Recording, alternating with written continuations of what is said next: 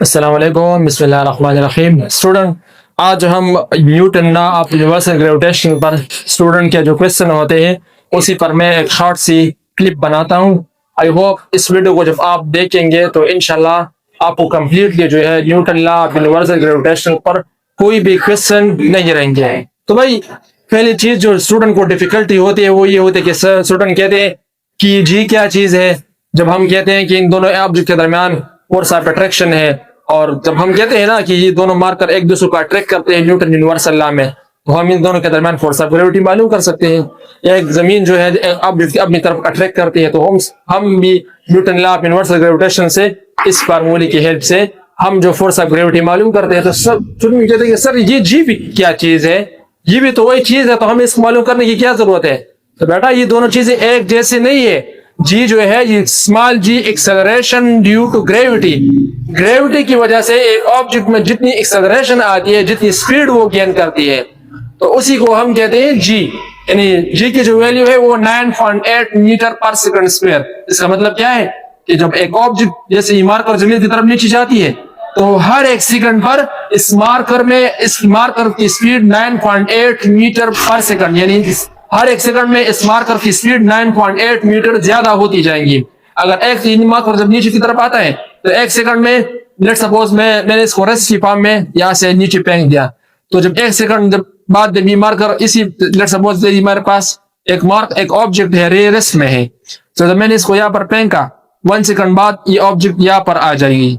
तो 1 सेकंड बाद इसकी स्पीड कितनी होगी? 9.8 मीटर पर सेकंड। ये जो वेलोसिटी है, स्पीड है, इतनी होगी। 2 सेकंड बाद कितनी होगी? तो हम 2 सेकंड बाद लिख सकते हैं कि इसकी स्पीड डबल हो जाएगी, 20 मीटर पर सेकंड होगी। 3 सेकंड बाद कितनी होगी? 30 मीटर पर सेकंड होगी। तो हर एक सेकंड पर इसकी स्पीड जो है वो ज्यादा होती जाएगी, वेलोसिटी में चेंजेस आते जाएंगी। स्पीड और वेलोसिटी ये इंटरचेंजेबली हम एक दूसरे की जगह पर यूज करते हैं, इसमें कंफ्यूज नहीं हो रहा है। तो भाई, आप यहाँ पर देखिए, ये जो जी की जो वैल्यू है 9.8 मीटर पर सेकंड स्क्वायर है। यानी एक ऑब्जेक्ट जमीन की तरफ आ रहा है तो हर एक सेकंड पर उसकी जो वेलोसिटी है वो इतनी ज्यादा इंक्रीज होती जाएगी। या एक ऑब्जेक्ट है, हम इसको जमीन से ऊपर की तरफ फेंकते हैं, तो हर एक सेकंड पर उसकी जो वेलोसिटी है वो 9.8 मीटर पर सेकंड डिक्रीज हो जाएगी, कम होती जाएगी। अब दूसरी चीज है कि स्टूडेंट कहते हैं कि लेट सपोज मेरे पास ये एक मास है m1 और ये एक अनदर मास है m2। जो भी हो, आप कुछ भी कंसिडर कर सकते हैं, हम बस सिंपल आपको समझाने की कोशिश करते हैं। अब इन दोनों मासेस के सेंटर के दरमियान जो फासला है उसको हम r से रिप्रेजेंट करते हैं। अब ये मासेस एक दूसरे को अट्रैक्ट करते हैं, तो हम कहते हैं कि ये वाली मास इस मास को अट्रैक्ट करते हैं। कितने फोर्स के साथ? हम उसको आसानी के साथ कैलकुलेट कर सकते हैं इस लॉ की हेल्प से। Fg is equal to m1 m2 divided by r square. हम इस दोनों मास का प्रोडक्ट निकालेंगे, इन दोनों के दरमियान जो फासले इसका स्क्वायर लेंगे और इस पर नीचे यहाँ पर डिवाइड करेंगे, तो हमें पता चल जाएगा कि न्यूटन में हमारे पास वैल्यू आएगी। लेट सपोज मेरे पास जो वैल्यू आ गई वो 50 न्यूटन था। लेट सपोज ये जस्ट सपोजिशन है, यानी ये मास जो इसको अट्रैक्ट कर रही थी तो वो 50 न्यूटन फोर्स से इस मास को अपनी तरफ यू खींच रही थी। अब ये चीज तो क्लियर हो गई। अब हम चलते हैं कि बहुत से स्टूडेंट कहते हैं पृथ्वी वेट क्या चीज है। तो वेट को पहले आपने समझना है कि वेट क्या चीज है। Measure of gravitational force acting upon an object.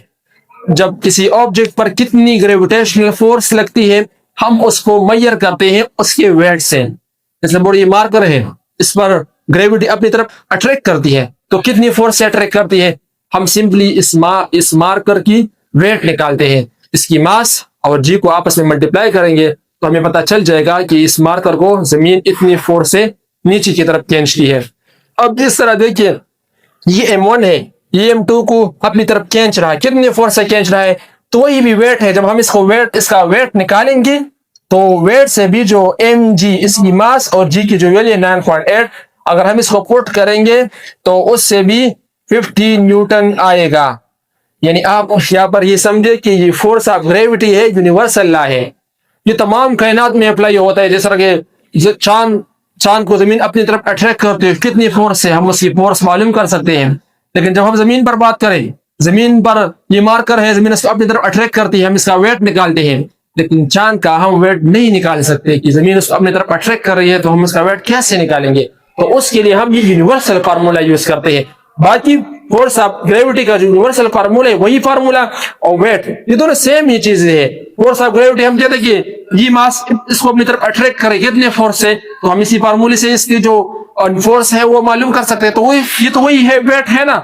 Wait भी जो है ना, एक ऑब्जेक्ट पर कितनी फोर्स लगती है, तो ये मास इसको अपनी तरफ कितनी फोर्स से खींचता है, तो हम उसके वेट से भी मालूम कर सकते हैं। तो वेट और ये यूनिवर्सल लॉ, ये दोनों एक ही चीज है, बस फर्क सिर्फ इतनी है कि हम जो वेट निकालते हैं ये महदूद है, ये हमारे जमीन के सरफेस पर खास होती है, क्योंकि जमीन की ग्रेविटी की वैल्यू भी हमें मालूम होती है, तो यहाँ पर किसी ऑब्जेक्ट की वेट निकालना आसान होती है। इसी फार्मूले से भी वेट निकाल सकते हैं और इसी फार्मूले से भी वेट निकाल सकते हैं। आगे जब हम चलेंगे तो हम इस तरह भी करेंगे कि F G is equal to G m1 m2 divided by R square. इस एफ जी की जगह पर हम एम जी लिखेंगे।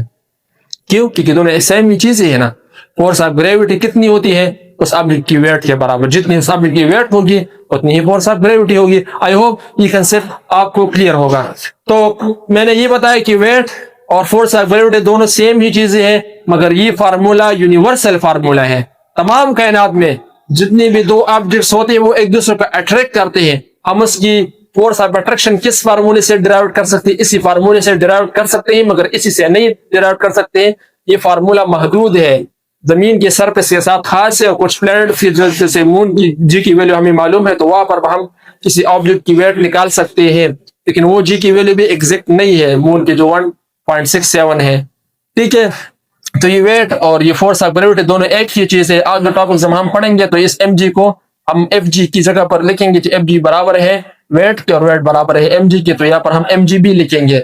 ये इसलिए लिखते हैं कि ये दोनों सेम चीजें होती है। आई होप ये आपको समझ आ गया होगा। और थर्ड नंबर है कि ये जी क्या चीज है, जो कैपिटल जी है, तो भाई ये तो एक यूनिवर्सल कांस्टेंट है। तमाम कायनात में, तमाम यूनिवर्स में इस जी की वैल्यू सेम होगी, ये कहीं भी डिफरेंट नहीं होती। तो फिर यही सवाल आता है, इसकी फायदा क्या है? इसका फायदा ये है कि लेट सपोज हमारे कायनात में कोई भी दो ऑब्जेक्ट्स है। लेट सपोज एक जो है सन हम कंसिडर करते हैं और दूसरे ऑब्जेक्ट्स हम अर्थ को कंसिडर करते हैं, तो इन दोनों के दरमियान फोर्स ऑफ अट्रैक्शन है। तो हम कैसे मालूम कर दें? इन दोनों की मासेस का प्रोडक्ट निकालेंगे और इसके दरमियान जो फासला है उसका स्क्वायर लेंगे, नीचे डिवाइड करेंगे, और जी की हेल्प की वजह से, इस ग्रेविटेशनल कांस्टेंट की हेल्प की वजह से हम इन दोनों के दरमियान फोर्स ऑफ अट्रैक्शन को कैलकुलेट कर सकते हैं। तो ये जी का फायदा है, कैपिटल जी का, कि अगर किसी भी दो मासेस का प्रोडक्ट हमें मालूम हो और इसके दरमियान फासला हमें मालूम हो, तो हम इस यूनिवर्सल कांस्टेंट के थ्रू उसका जो फोर्स ऑफ अट्रैक्शन है वो हम मालूम करते हैं। तो भाई ये जी अलग चीज है, ये अलग चीज है, और वेट और ये यूनिवर्सल फार्मूला दोनों एक ही चीज है, मगर डिफरेंस सिर्फ ये है कि ये तमाम यूनिवर्स में, इसी वजह से इसका नाम भी यूनिवर्सल दिया गया है। तमाम कायनात में ये एक्सेप्ट होती है, मगर ये फार्मूला जो है कुछ चीजों के साथ खास है, जैसे जमीन पर ये फार्मूले अप्लाई होते हैं, मून पर भी। और बाकी जो है, अगर हम कहते हैं कि सन जमीन को अपनी तरफ कितनी फोर्स के साथ अट्रैक्ट करती है, तो फिर हम मास, जमीन की मास तो हमें गिवन है, लेकिन यहाँ पर जो है जी की वैल्यू हमें गिवन नहीं है, तो इसके लिए फिर हम ये फार्मूला यूज करते हैं। आई होप ये आपको क्लियर हो।